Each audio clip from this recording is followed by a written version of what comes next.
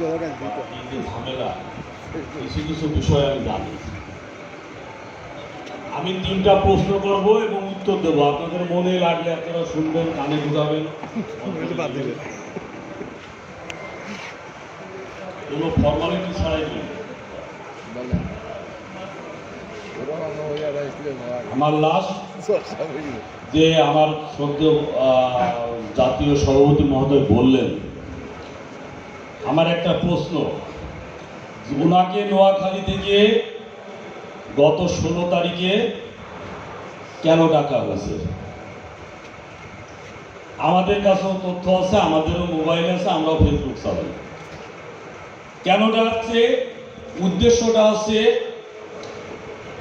যে জনাব নিজামুদ্দিন পিন্টুকে ক্লোজ করে তার মুখ থেকে তার একক দায়িত্বে ভুবন চেয়ারটা দখল করবে। এখন চেয়ারটা কি ভুবনের, নাকি জনাব নিজামুদ্দিন পিন্টুর, নাকি কয়েকজন এলডিপিএমপি, নাকি ক্লাবের? আমাকে বলা আছে ক্লাবের কথা বলে লাভ নাই, ফ্লোরে যেভাবে বলবেন ক্লাবও সেইভাবে বলবে। আমরা কি নিজামুদ্দিন পিন্টু, আমার বিয়াদবি মাফ করে, আমরা কি নিজামুদ্দিন পিন্টু বা ভুবনের কাছে মাথা বিক্রি করছি? বাংলাদেশে 126টা ক্লাব আছে, যে ক্লাবের অনেক সদস্য আছে যারা কিনা ভুবনলাল ভারতীর কোনো অংশে যোগ্যতা কম রাখে না, কোনো অংশে জনাব নিজামুদ্দিন পিন্টুর সে যোগ্যতা কম রাখে না। কাজেই ন্যাশনাল বোর্ড ক্লাবকে যা বলবে ক্লাব তাই মান্য হবে না। ওনারা যা চাই যে আমরা চেয়ার দখল করি। এখন গঠনতন্ত্রের কথা বলা হয়, ওনারা বলে যে অগঠনতান্ত্রিক 2 বছর বা 1 বছর। আমাদের প্রশ্নটা তা না, আমরা সাধারণ অ্যাফেক্সিয়ান। আমাদের প্রশ্নটা 2 বছর, 5 বছর, 7 বছর নিয়ে না, আমরা চাই ক্লিন অ্যাফেক্স।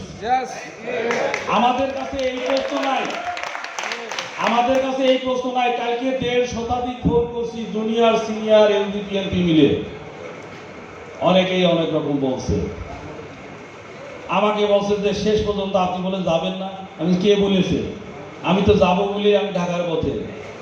আমার কথা আছে তাদের সাথে কয়টা ক্লাব আছে আমার জানার দরকার নাই, আমার সাথে কয়টা ক্লাব আছে আমার জানার দরকার নাই। আমি কমিউনিটির বাইরে গিয়ে একটা কথা বলতে চাই। আপনারা তো আমাদের ইসলাম ধর্মের ইতিহাসটা জানেন। নবী করিম সাল্লাল্লাহু আলাইহি ওয়াসাল্লাম যখন উনি যুদ্ধ শুরু করছিলেন, উনার সাথে কেউই ছিল না। প্রথমে শুধু হযরত আবু বকর রাদিয়াল্লাহু আনহু ছিল, আর কেউ ছিল? উনি কি যুদ্ধে জয়লাভ করেন নাই? কাজে আপনারা বিভ্রান্ত হবেন না। ওনারা কেন এত তাড়াতাড়ি ক্ষমতাটা চাই, এর মানেটা হচ্ছে, আমি যেটা বুঝি, আমার মাননীয় জাতীয় সভাপতি মহোদয় হয়তো আমার সাথে একমত নাও হতে পারে।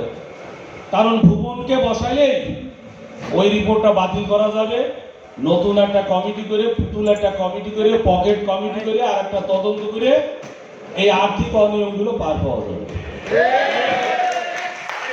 আপনারা অনেকেই অ্যাফেস করেন, কিন্তু অন্ধভাবে অ্যাফেস করেন। এখানে আছেন কয়েকজন লোক বুকে হাত দিয়ে সেই রিপোর্টটা, ক্ষুধামিশু কমিশনের রিপোর্টটা পড়েছেন, অনেকেই পড়েন নাই। যদি না পড়ে থাকেন আজকে রাতে গিয়ে আবার পড়বেন, শুধু একবার না 7 বার পড়বেন। আমি কয়েকটা কথা শুধু বলি, আমি নিজে সাক্ষী। উনি জোড়াতালি দিয়ে ক্যামোফ্লেজ করবে, আর হবে নাকি? ওই আমার জাতির জনক বঙ্গবন্ধু শেখ মুজিবুর রহমান বলছিল যে 7 কোটি কম্বলের আমার কম্বলটা কোথায় গেল? আমিও প্রত্যক্ষদর্শী, আমি একটা ক্লাবকে রিপ্রেজেন্ট করি। কায়ুম চৌধুরী, ভুবনলাল ভারতী, আলী আহমেদ আইসে আমার সামনে বুকে হাত দিয়ে বলুন যে অ্যাপেক্স ক্লাব অফ বগুড়ার কাপড়াটিটা টাকাটা কবে দেওয়া হলো?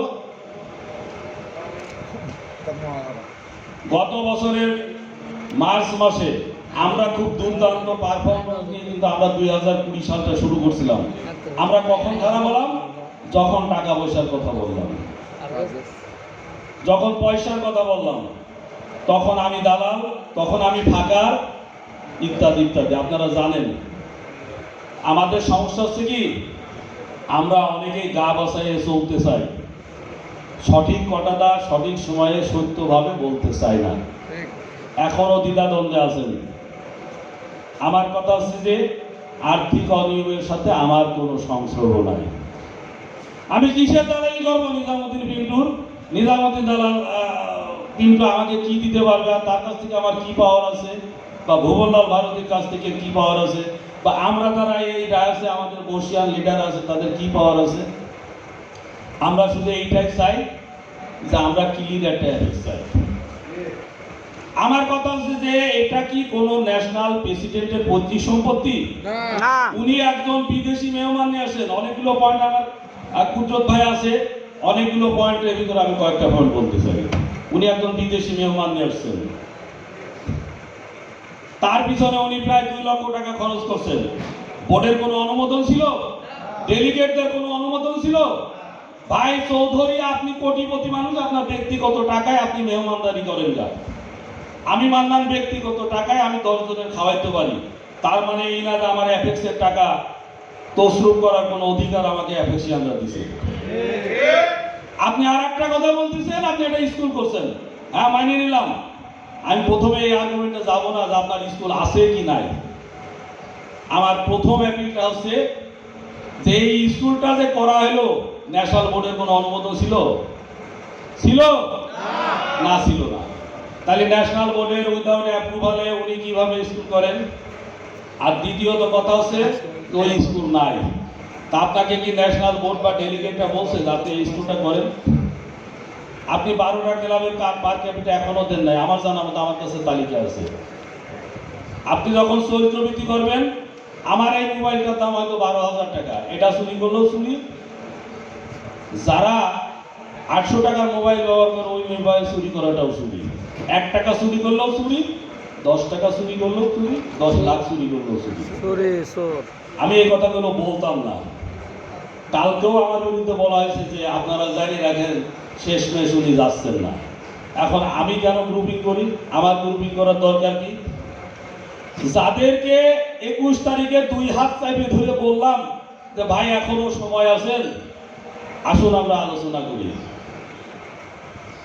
21 তারিখ সন্ধ্যায় বসার কথা, 22 তারিখ বসার কথা, 23 তারিখ বসার কথা, 24 তারিখ বসার কথা, ফোন ধরে না। আর আমি কথা বললে আমাকে বলে যে আপনি 3 বছরের এফেকশন এফেক্ট বোঝেন না। আচ্ছা ভাই, আমি এফেক্ট বুঝলাম না, আমার এফেক্ট বোঝার দরকারও নাই। কারণ এই এফেক্ট আমার বোঝার দরকার নাই, আমি এফেক্টে আসি সার্ভিস করতে, সার্ভিস করি। তো যে মানুষটা বললেন যে আপাতত একটা সিটিং না করে আমরা কোনো ওথ পজিশনে যাব না, যিনি একজন ইসলাম ধর্মাবলম্বী মুসলমান মানুষই, উনি আমাকে জবাব দিলেন যে মান্নান ভাই আপনি নিশ্চিত থাকেন, মাননীয় প্রেসিডেন্ট আমি আপনার বিরক্তির কারণ হচ্ছি, একটু সময় দেন। যে স্বনামধন্য এলডিপিএলপি আমাকে আশ্বাস করলেন যে মান্নান ভাই আপনি নিশ্চিত থাকেন, আলোচনার টেবিলে গিয়ে তারপরে আপনারা সিদ্ধান্ত নেব। আজকে মধ্যস্থতার ভূমিকায় অবতীর্ণ হওয়া হয়। আমি কালকেও ফেসবুকে লিখছি, গাছ কেটে যদি গাছের গোড়ায় জল সেচ দেন, গাছ কি বাঁচবে? আজকে এই মধ্যস্থতা, এই আলোচনা, এগুলো 26 তারিখের আগেই করা দরকার ছিল, তখন কিন্তু করা হয়নি। আমি প্রস্তাব দিয়েছিলাম ব্যক্তিগতভাবে, 2 জনকে ফোন করে বলছিলাম তা আপনি ঢাকা শহরের কোন হোটেলে থাকতে চান, খরচ আমি দেবো, আমার বোর্ড মেম্বাররা থাকবে, আর যে কয়টা ক্লাব আছে ক্লাব ডেলিগেট থাকবে, খরচ আমি দেবো। আপনি প্রোগ্রাম সোনারগাঁয়ে করবেন, না রিজেন্সিতে করবেন, না রেডিসনে করবেন, আই উইল পে। আপনি আসেন, ডেলিগেটদের সামনে বসেন, ডেলিগেটদের সাথে বোঝাপড়া আপনি করেন, ডিরেক্টরদের সাথে বোঝাপড়া আপনি করেন, বোর্ডের সাথে বোঝাপড়া আপনি করেন। ওনারা আলোচনায় আসছে। আমি সরাসরি বলে আসলাম ভাইকে বললাম যে আপনি নিঃসন্দেহে মধ্যস্থতাকারী হিসেবে ব্যর্থ হবেন, কারণ আপনি মধ্যস্থতার মতো সময়ে আর নাই। আপনি কিভাবে মধ্যস্থতা করেন? আপনি তো একটা গ্রুপের, আমি একটা গ্রুপের, আর গ্রুপিংটা আপনারাই করেছেন। আপনি তো আপনার ক্লাবের একজনকে বড় পদে বসাই দিয়েছেন। সংবিধানের কোন জায়গা আছে যে ডিস্ট্রিক্ট কোঅর্ডিনেটর করা যাবে? কোনো কোরাম ছাড়া, কোনো ইলেকশন ছাড়া, কোনো কনভেনশন ব্যতী রেখে কিভাবে ওথ করা যায়? আমার মাঝে মাঝে মনে হচ্ছে যে ডেলিগেটদের কোনো ক্ষমতা নাই, ডিরেক্টরদের কোনো ক্ষমতা নাই, ক্ষমতা হাতে গোনা কয়েকজন এলডিপিএলপি। আমার এখানেও কয়েকজন এলডিপিএলপি বসা আছে, আমি তাদেরকে শ্রদ্ধা ভরে সালাম করি, সবাই শ্রদ্ধা আবেগ ভালোবাসা রেখেই বলি এটা উচিত না। আমাদের এই ক্লাবের ঐতিহ্য আছে, এটা হচ্ছে সম্পূর্ণ ডেলিগেটটাই সর্বোচ্চ ফোরাম।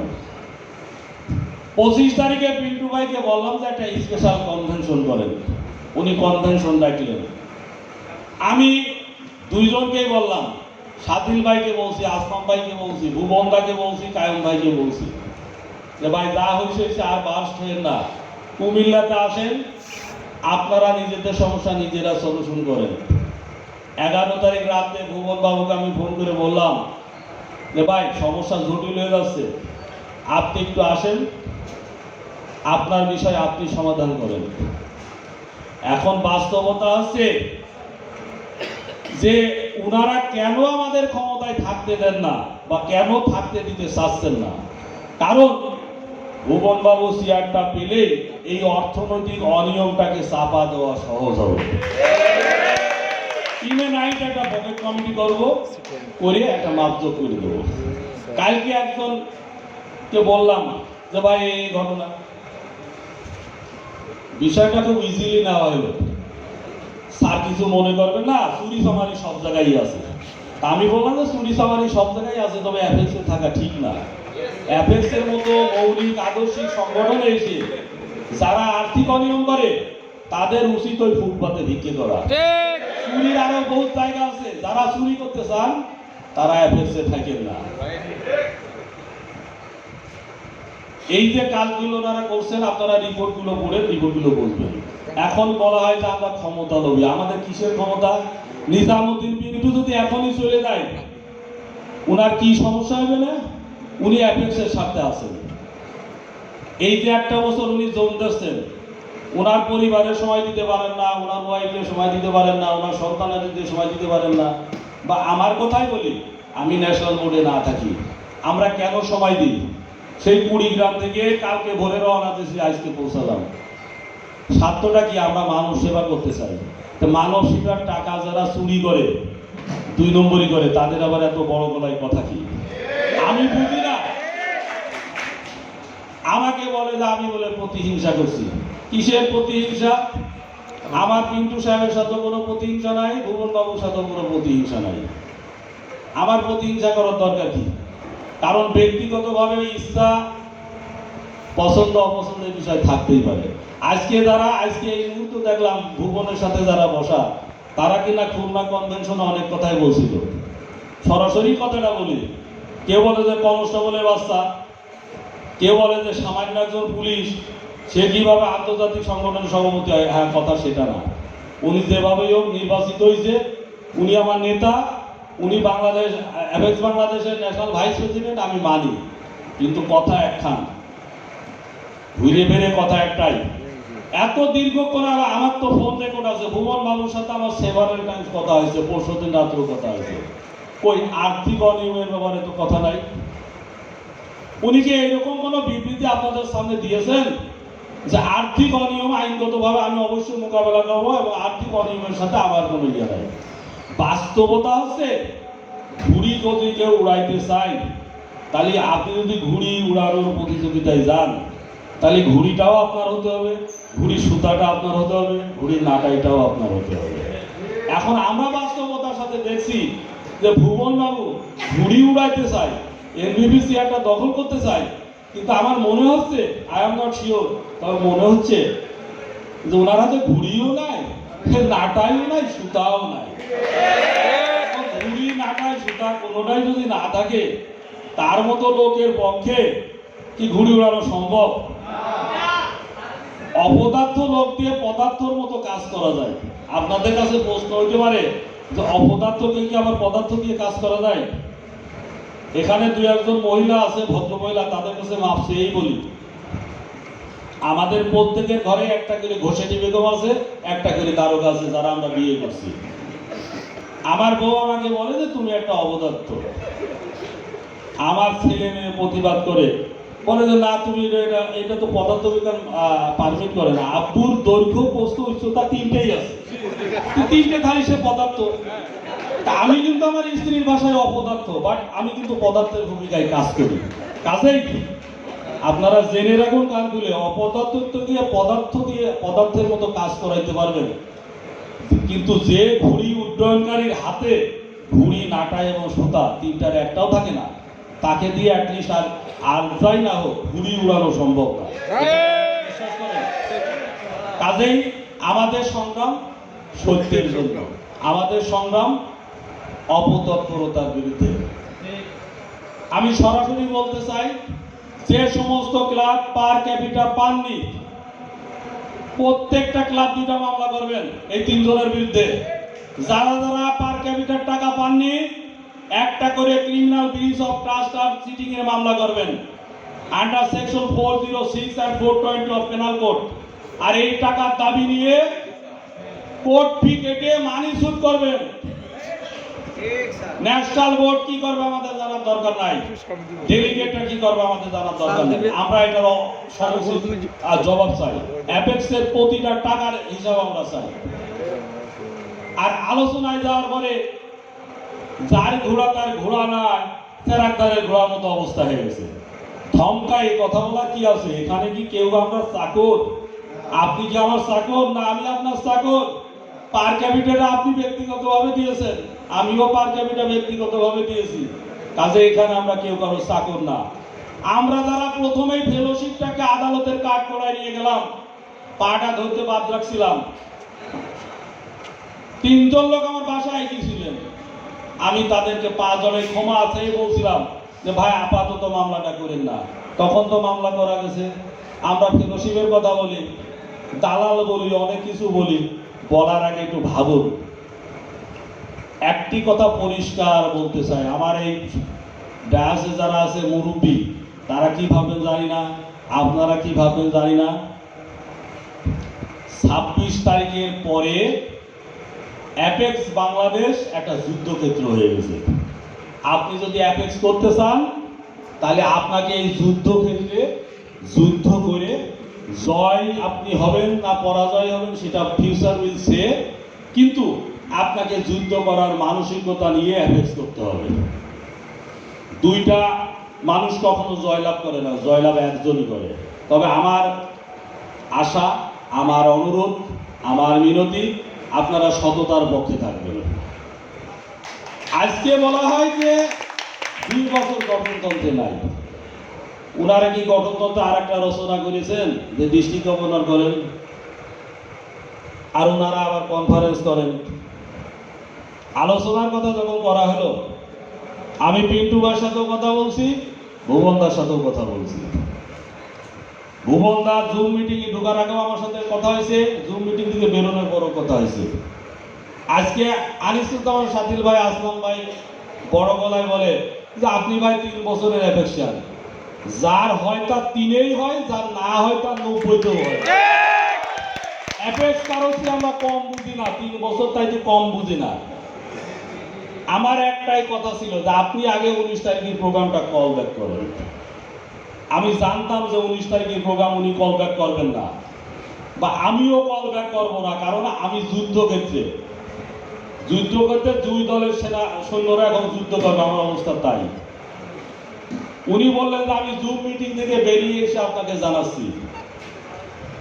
জুম মিটিং থেকে বেরিয়ে আসার পর উনি ফোনটা দিয়েছিলেন, আমি কথা বললাম, বলে হ্যাঁ আমি রাজি আছি, আমি কল ব্যাক করবো এবং আমি আপনাদের সম্মেলনে যাব। আমার কাছে ভয়েস রেকর্ড আছে, আমার ফোনে রেকর্ড আছে, কিন্তু আমি কোনো বানানোর কথা বলতেছি না। আপনারা এখানে অডিয়েন্স হিসাবে বসে বলবেন যে মান্নান সাহেব বানায় কথা বলছে, ভুবনের সাথে কথা হয়েছে কি না হয়েছে, আসলাম সাহেবের সাথে কথা হয়েছে কি না হয়েছে, সাথীর সাহেবের সাথে কথা হয়েছে কি না হয়েছে, আপনারা খবর নিয়ে দেখবেন। অথচ উনি 3 বার আমার কাছে প্রমিস করার পরেও উনি সম্মেলনটাকে কল ব্যাক করেন নাই। এখন কথা হচ্ছে ওনার মতো উনি চলবে, আমাদের মতো আমরা চলবো, দেখা যাক কে হারে কে যেতে। এখন কথা হচ্ছে যে ওই যে আমার কুদরত ভাই বলছে, আমি কয়েকদিন আগেও বলছি যে মাঠ যার ভোট তার পাশ তার। আমি আমার মাননীয় এমপি মহোদয়কে স্বনির্বন্ধ অনুরোধ করি যে আপনি ফিল্ড ভিজিটটা রাখুন, অ্যাপেক্সিয়ানদের সাথে যোগাযোগ করুন, মাঠে ময়দানে থাকুন। আমি একটা জিনিস নিশ্চয়তা দিতে পারি যে ফিল্ড যার পক্ষে তিনি সার্ভাইভ করবেন, দুই দল কখনো সার্ভাইভ করবে না। কুদ্দুস ভাই ঠিকই বলছে, আমি ওনার সাথে একমত। Survival of the fittest. এখন যাদেরকে আমরা কোঅর্ডিনেটর বানাইছি বা আজকে একটা নতুন কমিটি হবে, আমরা ৭১ সালে যেমন যুদ্ধ করছিলাম, আমার মনে হয় এফএস নিয়ে আবার এরকম যুদ্ধ শুরু হয়েছে। এই যে খেলা, এই যে আলোচনা না, আমি অরুণ ভাইকে একটা কথা ক্লিয়ারলি বলছিলাম যে ভাই অতটা বুঝি না, তবে ৭০ সালে নির্বাচনের সময় আমার কিন্তু ১০ বছর বয়স। ইয়াহিয়া খান শেখ সাহেবকে টেবিল টকে আলোচনার জন্য ডাকে, আর এদিক দিয়ে চিটাগাং বন্দর দিয়ে অস্ত্র আমদানি করে। এই ভুবন আর কায়েম কিন্তু তাই করছে। আমাদের কাছে আলোচনার কথা বলছে, ওনারা ওনাদের বলে চাচা সালিশ মানি তাল গাছ খান চাই, ওনার ক্ষমতাটা দিতে হবে। তো ক্ষমতা আমরা দেব, ক্ষমতা উনি নিক, উনি এই আর্থিক অনিয়ম সম্পর্কে আগে বিবৃতি দিক। ওনার কোনো বিবৃতি আছে? আমরা এই ১ বছর ধরে ওনার কোনো বিবৃতি পাইছি? কারণ ওনার হাতে কোনো কিছু নাই। যাক, আমি অনেক প্রিয় অপ্রিয় কথাবার্তা বললাম। আমার আজকে আসারও ইচ্ছা ছিল না। কয়েকজন সিনিয়র আমাকে সরাসরি থ্রেটই করছেন, সেই কথাটা একটু পরিষ্কার করে নেমে যাব, আপনারা আমাকে ক্ষমা করবেন। একজন সিনিয়র বলছে যে ভাই আপনার এটা মানায় না, আর একজন সিনিয়র বলছে যে ভাই আপনি তো চাকরিটা খোয়াবেন। আমি বললাম যে ভাই গত কয়েকদিন আগে ব্রাহ্মণবাড়িয়া একটা প্রোগ্রামে গেছিলাম, তো তার আগের দিন আমার হোম মিনিস্টারের ফোন করে বলতেছে, হোম মিনিস্টার তো বোঝেন আমাদের বাসায় প্রত্যেকেরই একটা করে আছে, আমার হোম মিনিস্টারকে বলা আছে যে আপনার সাহেবের থামান, ওনার কিন্তু কালকে ব্রাহ্মণবাড়িয়া গেলে ওনার চাকরিটা থাকবে না। তা আমি আমার হোম মিনিস্টারকে বললাম, আরে ভাই আমি তো আমার ডুয়েট কোয়ালিটি না, কথায় কথায় বললাম আর কি। আমি বললাম আরে ব্রাদার আমার তো ডুয়েট কোয়ালিটি, ফর আর্গুমেন্টসে বললাম যে আমার ডিসি জাজগিরি নাই, আমার উকালতি লাইসেন্স আছে, আমি হাইকোর্টের উকিল এবং ঢাকা বারের উকিল, ঝিনাইদহ বারের উকিল, যশোর বারের উকিল এবং চুয়াডাঙ্গা বারের উকিল। আল্লাহ কি আমার মেধা মগজ কম গেছে? আল্লাহ কি আমার দুটো রিজিক দেবে না? তুমি থামো, চাকরি কচুর পাতার পানি না যে তুমি পড়ো। ঠান্ডা হয়েছে, ব্রাহ্মণবাড়িয়া গেলাম, তারপরের দিন থেকে যেই পাবলিকটা ঠান্ডা, আর কোনো ফোন টোন নাই। আরে বাবা এই যে আবার 19 তারিখ আছে, 17 তারিখ রাত্রি থেকে আবার ম্যারাথন ফোন শুরু হয়েছে, কিছু ধরি না, একই কথা, ভাই আপনি যাবেন না, আপনি কিন্তু খুব মারাত্মক অবস্থায়, আপনি কিন্তু আগুন নিয়ে খেলতেছেন, আপনি কিন্তু পুরাটাই পুড়িয়ে মরবেন, ভাই মরণ হইলে হবে। এই সমস্ত ভয়ে আপনারা ঘাবড়াবেন না। আর সর্বশেষে একটা কথা বলি, এখন সরাসরি আমরা গ্রুপিং নামছি, আপনারা সরব থাকবেন, আপনার নীরবতা সমর্থনের আমার কোনো দরকার নাই। আপনার অবস্থান, আপনার কথা, আপনার কাজ, আপনার আচরণ দিয়ে আপনি সরব থাকবেন। এই দুনিয়ায় 14 নম্বর বলদ আছে যে বিয়াদুরির সাথে ভদ্র আচরণ করে। আর একটা খারাপ কথা বলি, আজকালকার দিনে ওই লোকটা আগে বাস খাবে। বলেন তো কোন লোকটা? যে ভদ্র ব্যবহার করে। আর একটা লোক বাস খাবে যে হচ্ছে কারণে অকারণে মানুষের টাকা হাওলাত দেয়। আর আপনারা যদি বাস না খাতে চান তাহলে সরব থাকেন। এই আপনারা এখানে বসে আছেন, তো আপনাদের অনেকে আমাকে সাজেশন দিয়েছেন যে স্যার আপনি এত লেখালেখি করেন কেন? আমার এমপি মহোদয় একদিন বলছে স্যার আপনি এই লেখার দরকার কি? আমার আরেকজন আমার লেখার দরকার আছে, আমার অবস্থান আমি ব্যাখ্যা করব। অবশ্যই যুক্তি মেধা প্রজ্ঞা দিয়ে আমাদের যুদ্ধ করতে হবে। যুদ্ধে যদি জয়লাভ করতে চান তাহলে যুদ্ধ কিন্তু শুধু হাত দিয়ে করে না, মেধা দিয়েও করতে হয়। আমার মনে হয় আমার বিরুদ্ধে এত কিছুর কারণ আছে, আমি তো কোনো বোর্ড মেম্বার না, আমার হাতে কোনো ক্ষমতাও নাই। আমার মনে হয় যে উদ্দেশ্য একটাই, যে মাদান সাহেব যাতে ওই প্রোগ্রামটা না যায়, তাকে থামাইতে হবে। স্যার ধন্যবাদ স্যার, আমরা আরো কথা শুনলাম না স্যার। না আমি আর বলবো না, আমি আপনার লাঞ্চ চলে যাবো, এই জন্য আপনার ফ্লোর নিলাম, আমার একটু ব্যস্ততা আছে। তো যা হোক, অনেক কথা হলো, আপনারা কথায় কাজে আচরণে সরব থাকবেন। আর আমরা ক্ষমতা দীর্ঘায়িত করার জন্য আমরা লালায়িত না, আমরা চাই এফএস পরিষ্কার হোক, আমরা দুর্নীতির মূলোৎপাটন করতে চাই। আপনারা যদি মামলা না করেন তাহলে আজকে পর্যন্ত শেষ আলটিমেটাম, আমি ভুবন বাবুকেও বলেছি, আমি 4টা মামলা করবো। আপনাদের সহযোগিতার আমার দরকার নেই, আমি নিজ দায়িত্বে টাকা খরচ করে মামলা করবো। আমার 2টা মামলা রেডি আছে, আর 2টা মামলা ড্রাফট করবো, আমার উকিলও রেডি আছে। ধন্যবাদ সকলকে। আর আমি যদি আপনাদের কোনো বিরাট ঘটনার কারণ হয়ে থাকি তাহলে ক্ষমা করবেন। Pardon me and pardon me. Thank you all. ধন্যবাদ।